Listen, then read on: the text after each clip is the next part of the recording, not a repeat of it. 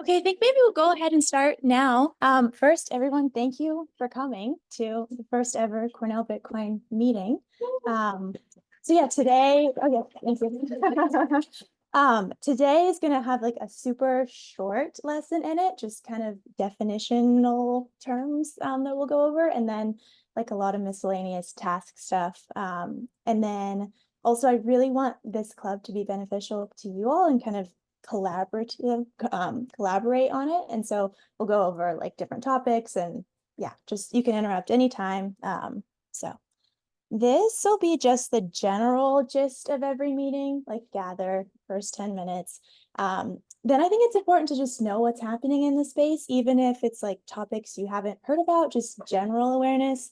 So I'll put together some news updates, and I'll kind of curate them based on what your interests are. And then short lesson, Q&A. Q&A doesn't need to be separate, like it can be during it. And okay, today, yeah, this is like a long list of stuff, but it's not as daunting as that. So we'll, like usual, start with the news update. Then it's like, if this is the only meeting you come, you know, what you maybe should know. And then some icebreakers, but I'm not a huge fan of icebreakers, so hopefully these are okay. Because I also think it's important that like you come, but you enjoy seeing the other people here. And then just some housekeeping tasks. Okay, so also a note on the slides, I'm going to try and sometimes not put too many words, but also I want to build them as a resource in case you can't make the meeting, or just you can look back at them later. So that's why, you know, you don't need to read every word. I won't say every word, but they're there for you. So to start, I could just pull like economy, energy, and kind of global for today. So I'm gonna play a video clip on the first one, so I won't go too much into it, but basically the US debt just crossed over to 34 trillion, and it's projected to 144 trillion in the next years. And so there's some commentary on that.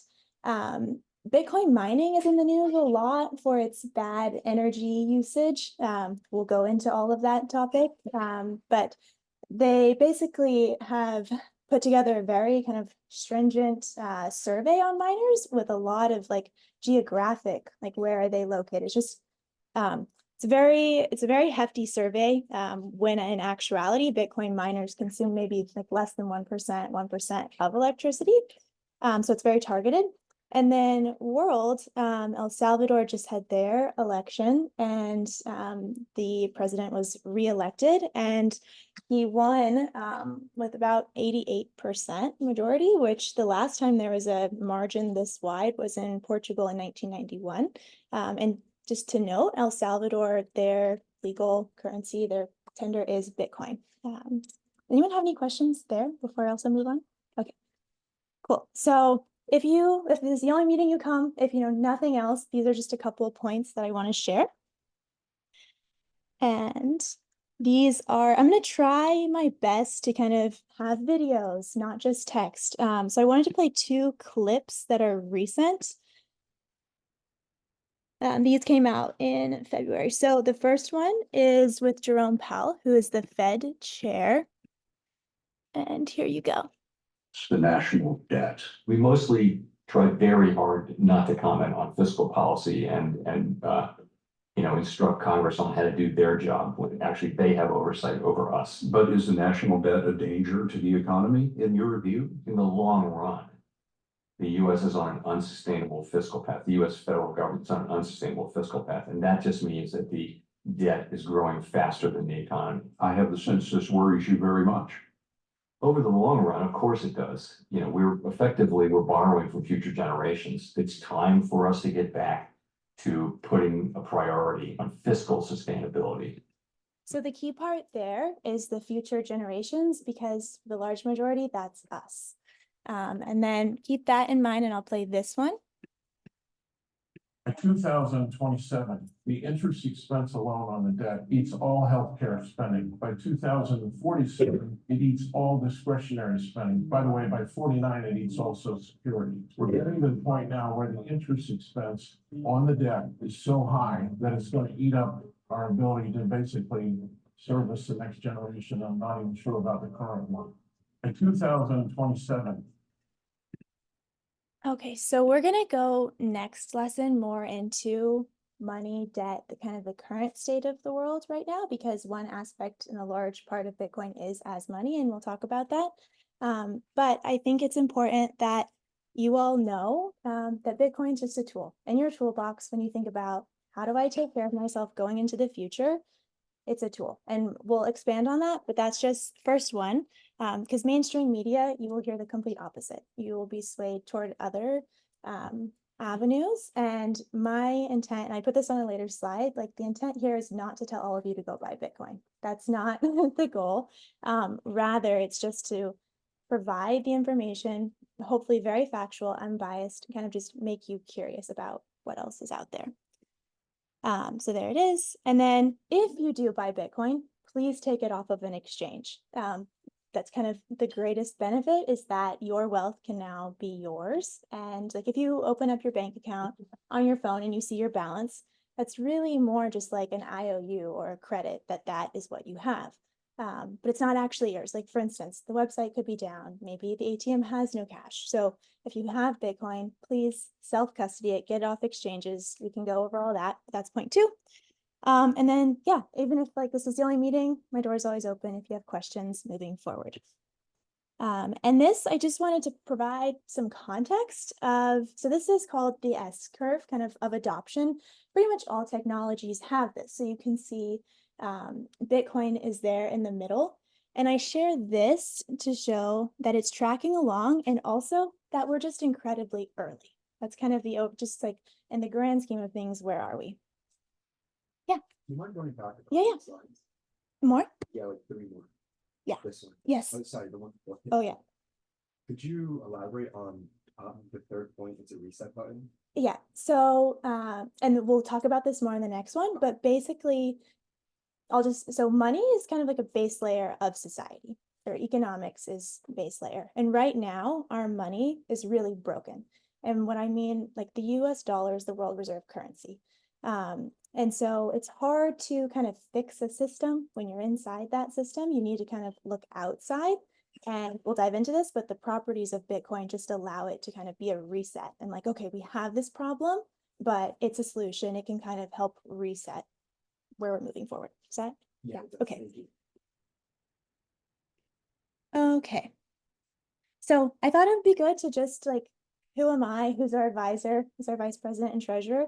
So I am very kind of involved in Bitcoin, have been for the past like 4 years. I am now officially studying Bitcoin here through College Scholar, and we'll talk about the difference between Bitcoin as money and kind of the Bitcoin network. The network part is what I'm focused on. And then I have a couple nonprofit kind of focused on Bitcoin education.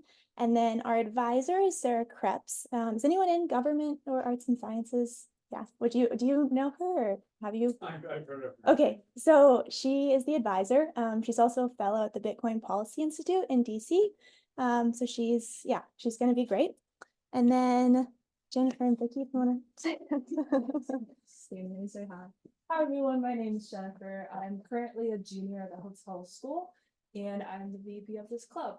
I'm very interested in all things business, and I currently invest in crypto like myself. Some things that I do on campus are AP Sci, SWID, I'm in corporate clubs, and I have a lot of experience in consulting. So if you guys want to talk anything other than Bitcoin, I'm always open to. And Tesla. And Tesla. Hi guys, my name is Victoria. I'm the treasurer. I'm a junior studying information science. I'm also in love with Tesla. I'm involved in a lot of data analytics. I work at the internal audit at Cornell, and I do really cool research with like autonomous drones. Yes. Okay, so I'm not a huge fan of icebreakers, but this one, you get a fun fact with it. So Bitcoin Pizza Day is It happens every year. It's May 22nd, and basically, this guy, he purchased 2 pizzas for 10,000 Bitcoin, which if you know that the price today of Bitcoin is like 45,000, it's a really expensive pizza. So yeah, just talk to your neighbor and kind of introduce yourself, and then I don't know, how do you eat your pizza? Like, do you fold it and just normal? So yeah, just get to know each other, please. Ryan, nice to meet you. How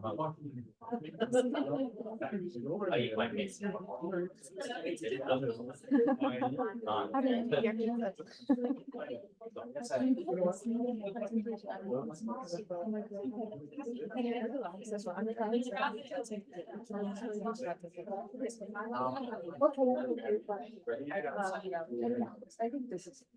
Yeah, yeah. I like how everyone's sitting in. Like, people didn't, yeah.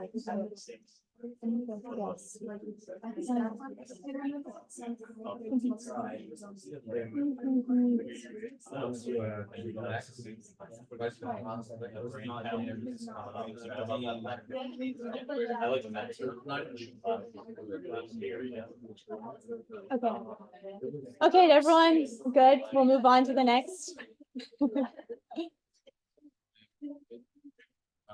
Okay. So now I have some questions for you all. Hopefully this should be, I tested this, so hopefully this should be easy to use. But the code, if you just go to menti.com, and then it's 73397963, and I can tell you again.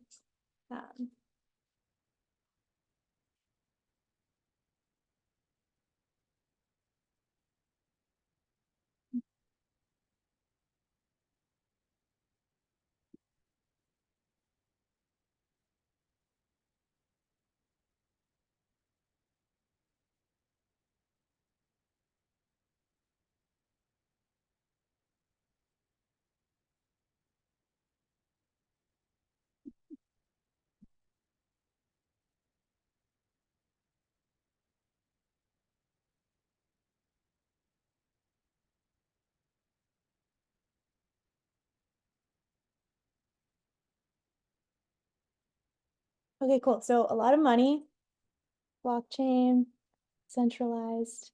Cool. This is awesome. Next one. This, what is your, oh, sorry, let me go back. This is gonna help like with what maybe you might be interested in, and just general demographic.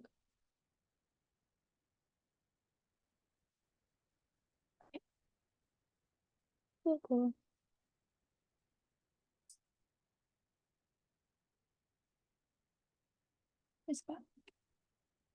Okay, and then this just like, let's take a temperature of how much just generally, and you can say, I don't know anything about Bitcoin. That is the point of the club. Perfect.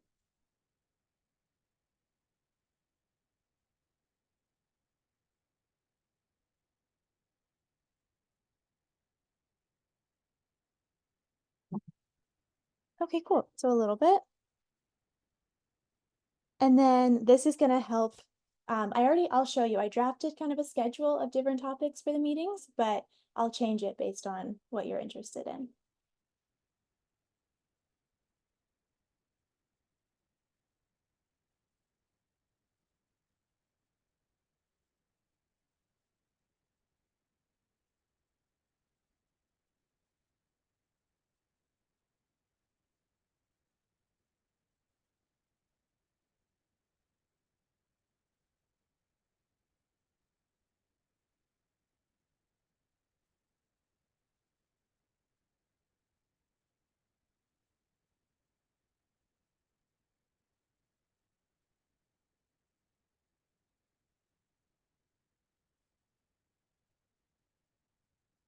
Is anyone still working on it? So I can't get a sense of how many people responded, but anyone need more time on this one?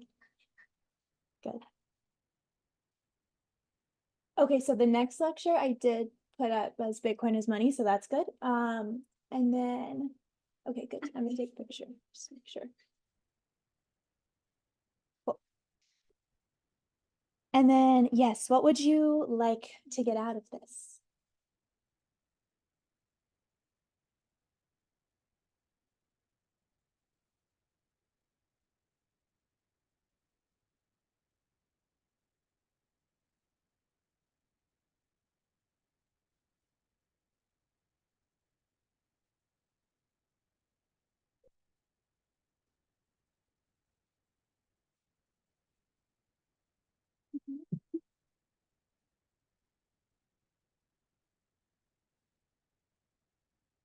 Okay, awesome. Cool, thank you, everyone. This will just be really helpful. Okay. Okay, first lesson, but I always have to start with this meme because this could be me as I go through all this. So I think I'm explaining it well, but sometimes it gets a little scattered and there's so many different avenues to look at Bitcoin. You kind of start talking and then you realize, oh, but I want to tell you about that. So anytime this starts to happen, just let me know. You can call me out, ask me to clarify. So who has maybe heard something like, oh, Bitcoin was the first, but there are all these problems, blockchain's better, like just because it's the first, it's not good enough, there needs to be more. Is that, I don't know. Yeah, a couple people. So a lot of people think, okay, like Bitcoin was the first trial run, but actually, and sorry, it's a little blurry, there's been 40 years prior to 2008 when the white paper was released of different kind of like, think of like Bitcoin as like a completed puzzle almost, and like all the different pieces that had to go into it. And so I know some of you said you were interested in the technical, so we can talk about what were some of these different components. And then over here, there's a link in the notes, but this is a really cool kind of graph. It shows 15 years. So Bitcoin has a 15-year history since 2008.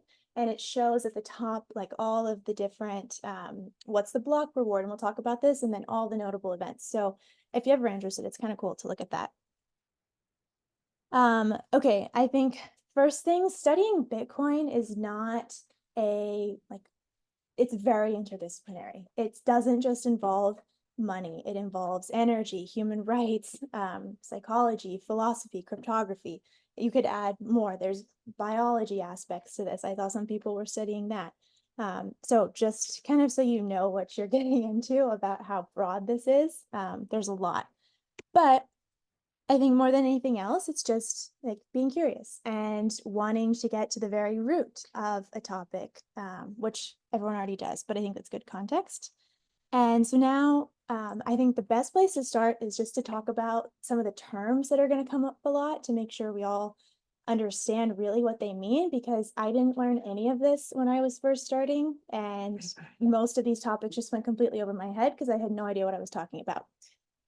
So who's heard of like lowercase b Bitcoin and uppercase b Bitcoin, or knew that was a distinction? Is that like, raise your hand if you knew ish?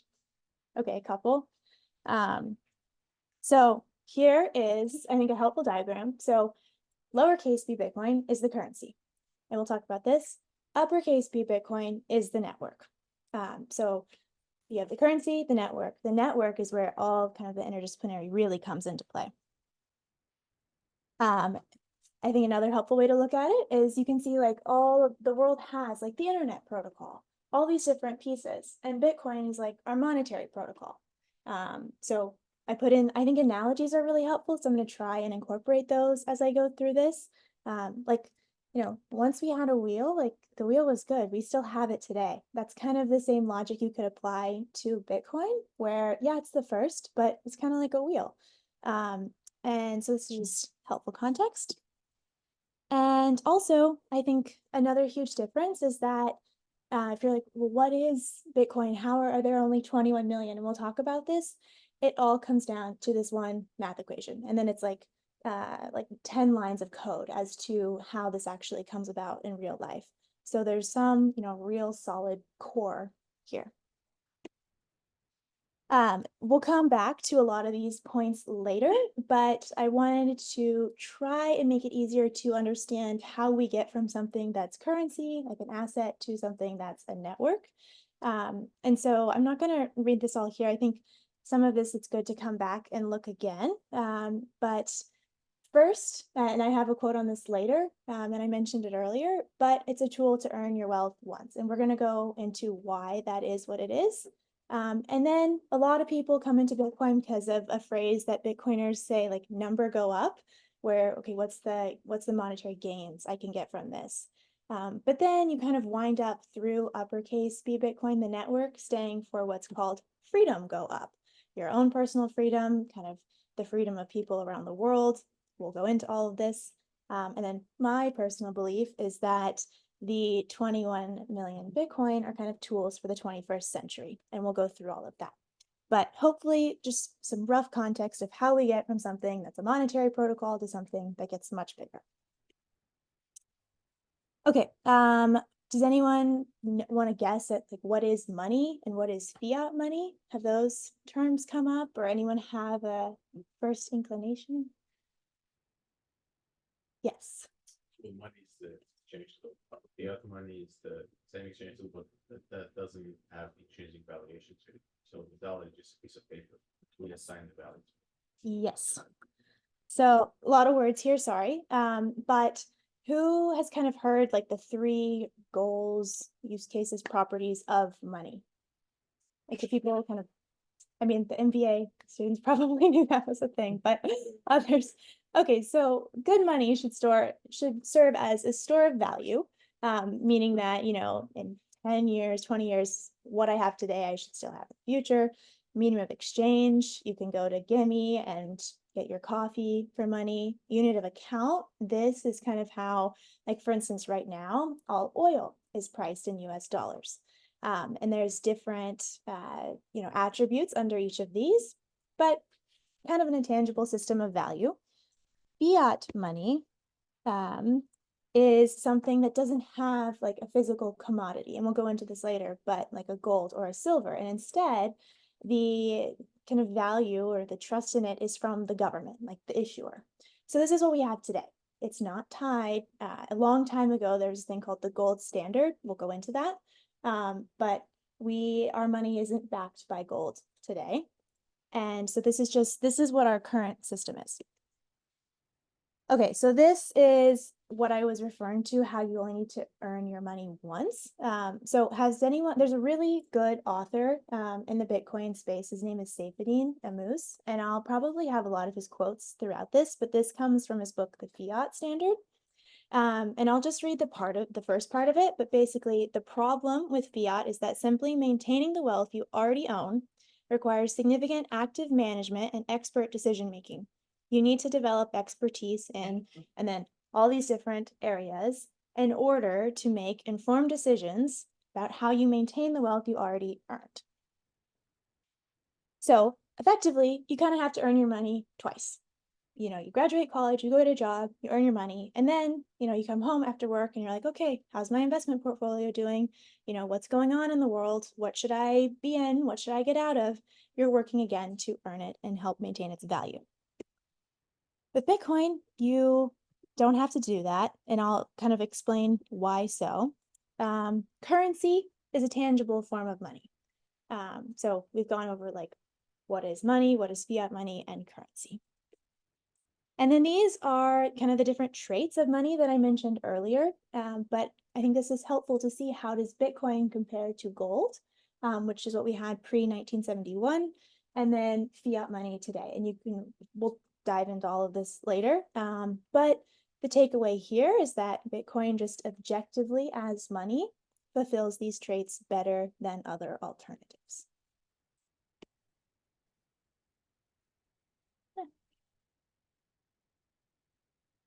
So who maybe has this perception that there's crypto and Bitcoin is a subset? Yeah. Okay, cool. So that is the perception that most people have. I think in reality, and I don't know, Carlos, were you gonna say something different? I'm the reality one.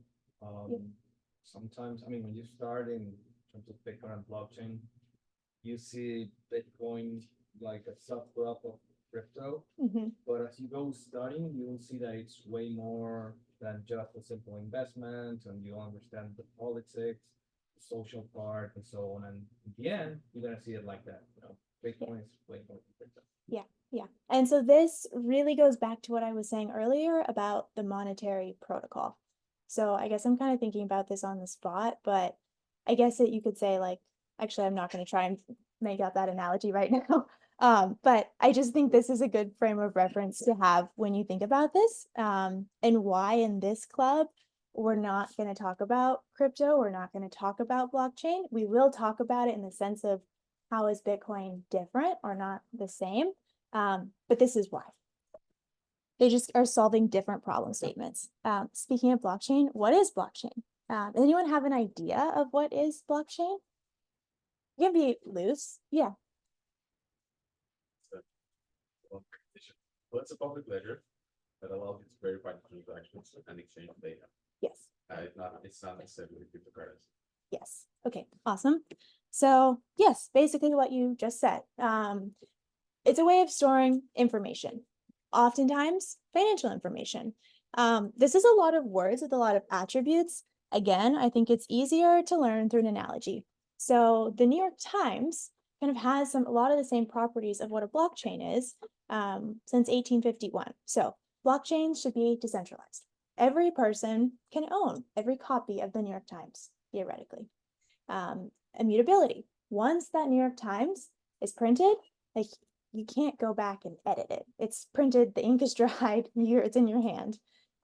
Ordered. You should be able to, if you have your whole stack of New York Times since 1851, you should be able to order them based on the date. Append only.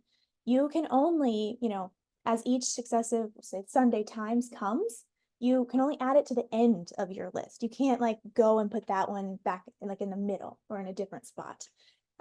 Verifiable. So let's say Jennifer can have every copy of the New York Times. I could have every copy.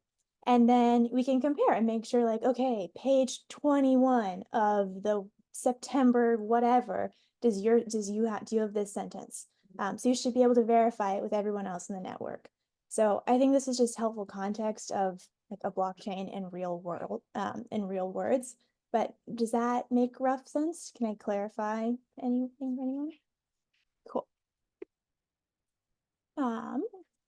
And then who's heard of something called the blockchain trilemma? Has this, yeah, okay. So think of trilemma like dilemma, like if you're trying to pick 1 out of 2, except here it's 2 out of 3. So here it is, picture a triangle. You have 3 kind of goals that you would want to achieve in your blockchain, but you can only pick 2. There's no way around this, only 2. So you can choose for it to be very decentralized, very secure, and very scalable. So scalable, you can think of like with transactions, like how many transactions can this blockchain process per second? Bitcoin, for instance, can only handle 7-ish on the main layer. Then we'll talk about this, but then there's another layer that comes on top and it can handle 1 million. So there, you can fix these different attributes on different layers, but initially you have to pick 2. So whenever you're encountered with anything in blockchain, I think it's very helpful to just go to the beginning. What is this? What's the problem? Where is this going? So Bitcoin chose to be very decentralized and very secure at the expense of scalability. As I mentioned, it can only handle about 7. And so this is where we are. And I think I heard this analogy, someone the other day, I've heard it roughly before, but if you, like the building we're in, like what is it made of? Open question. Like what is this foundation?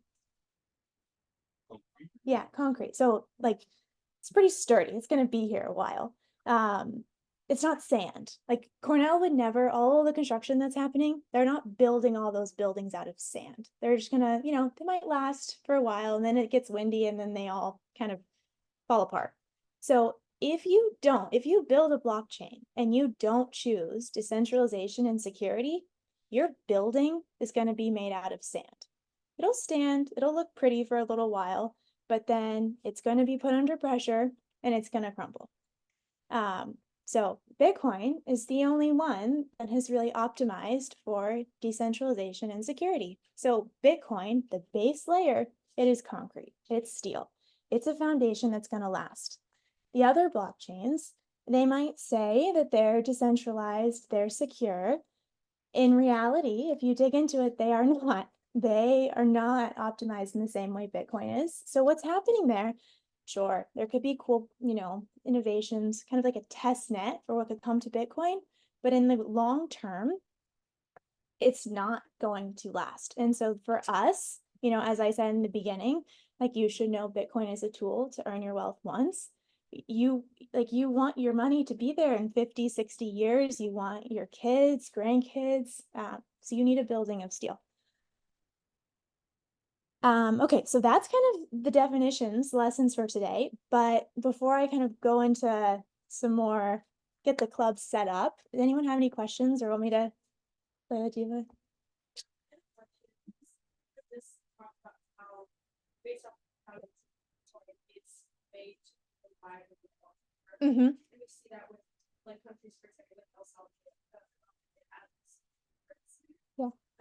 Are there other, and I know that you said that other forms of crypto don't do this, and when you research it, you see that, but are there other forms of crypto that are being used in the same way Bitcoin is for like long-term stability purposes at all? Is there anything comparable? So no, if you've heard in the news recently, there's a lot of like the Bitcoin ETFs just got approved, and now there's a lot of chatter like, oh, Ethereum ETFs. So we'll just talk about Ethereum. Ethereum says we're decentralized, we're secure. Ethereum has a founding team. They have had instances where they went back and changed the blockchain. There's many examples of how they're not actually decentralized and secure in practice. So to answer your question, there are conversations about, oh, let's have an Ethereum ETF. Like this is, or not Solana, but like Solana's been in the news a lot recently. People are talking about it, but in practice, that's not going to work. And this is why this club exists, because I think it's important for you all to try to know information that you wouldn't find elsewhere, and hopefully a very fact-based, unbiased manner, just so you can make the decision for yourself, which brings me here.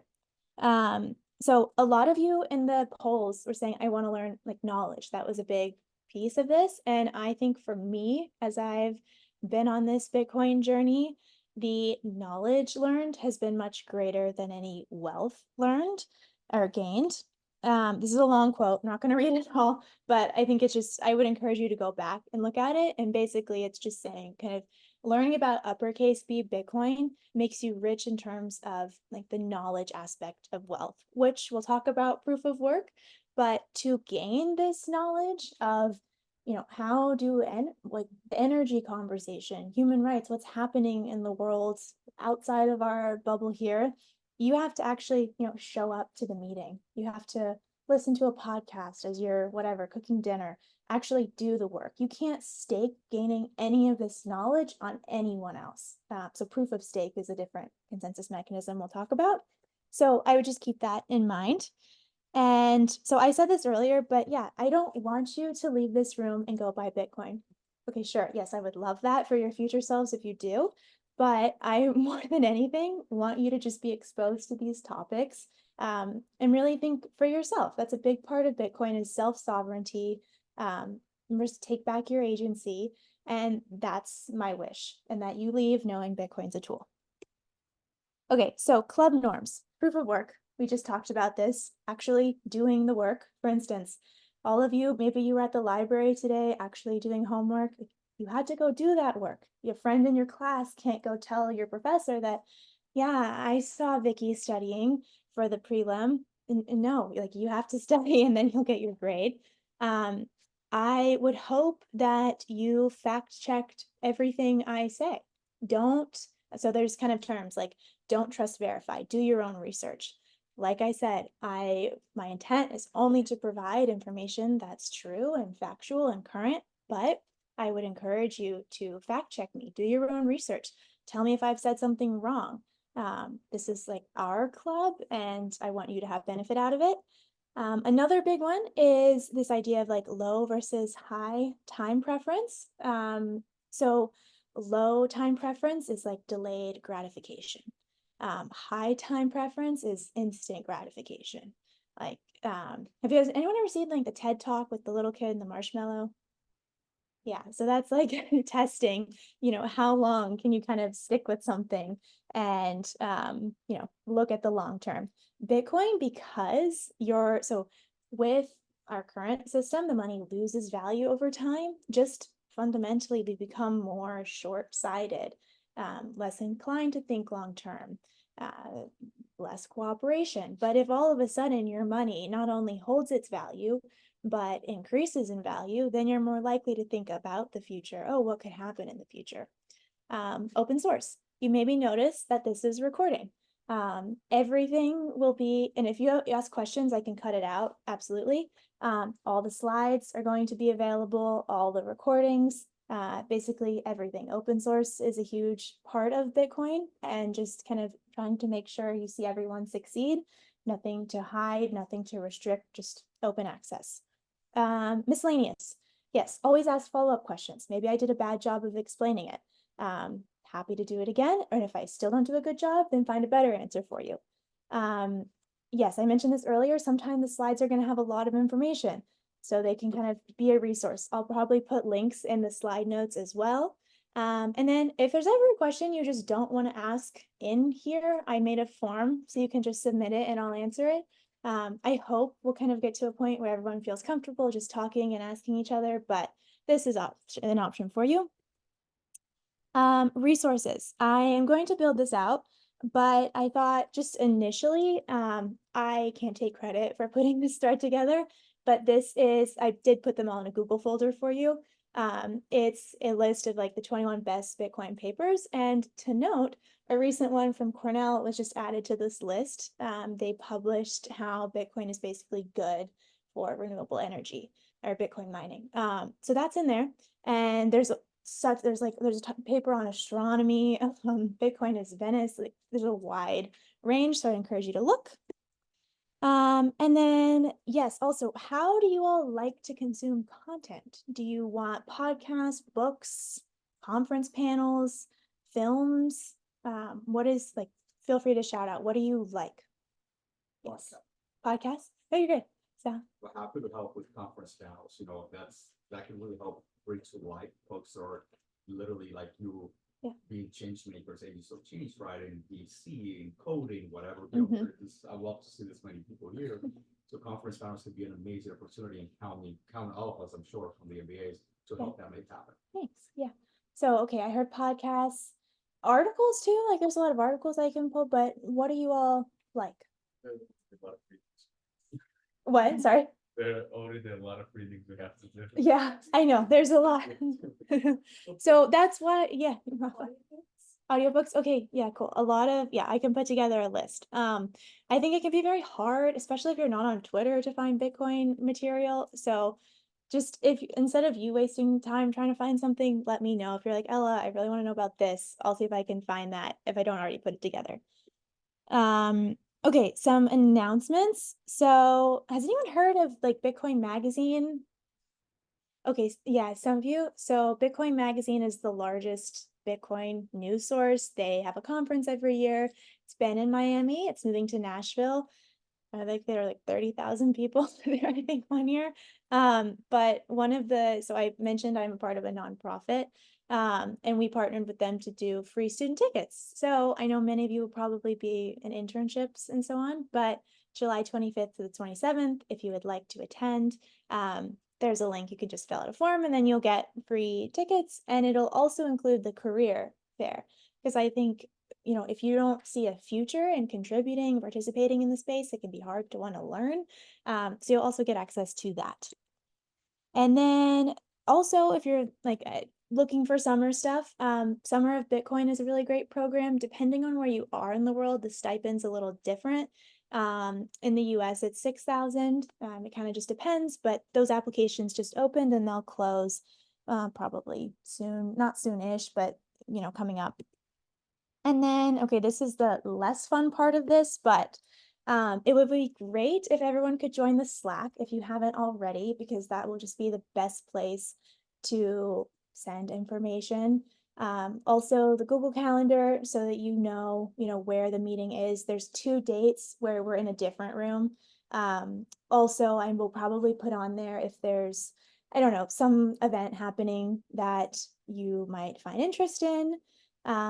Twitter, you don't have to, but I would really recommend making an account so that one of the resources I'll put together is kind of recommended follows of different people who there's a concept of signal, like good information. And then, yes, add your handle to a form linked there. And then, okay, a very big piece we need to do is we need to ratify the Constitution. So I will link it, but I would like it if everyone could review the Constitution and then sign that form if you agree with it. In future, we'll have a more, I don't know, slick official process on the correct way to sign a Constitution, but for now, hopefully this will be good. If you haven't already filled out the interest form, please do that. Any topic suggestions, there's a form for that. Playlist, I made a Spotify, so you can add your like songs that you like, just because I think it should be more fun when everyone comes.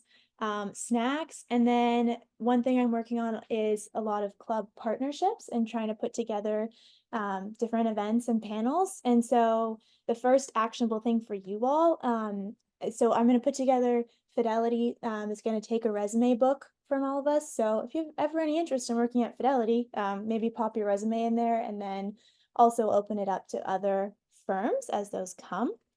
And then, yes, once you get Twitter, there's also Instagram. You can follow it and just try to have different avenues for announcements. And yeah, that's it. So thank you, everybody. And also just any questions. And then if we can take a group picture, that would be good. Yes. Will the slides be posted soon? Yes, so they are actually, thank you. This is good. Let me show you. So this is does everyone see this okay? So this is kind of the meeting plan that I put together. So there's a Google Drive here, and I'll put this in Slack, I'll put it in email. Also it's on the Linktree if you click on resources. This is kind of the rough outline I was thinking. This can change and edit. There's 2 days where we won't meet, I won't be here. And then there's 2 days where we're in a different room. So that's next week and the other day, but I'll update that on the calendar. This is our Constitution, so I'll link that as well. If you all just want to give it a read and then we can sign it. This is the website where we'll put a lot of stuff. And then let me see if there's one more thing. Sorry, this is in the way. Yeah, okay, that's it for those. Any other questions on logistical stuff? No?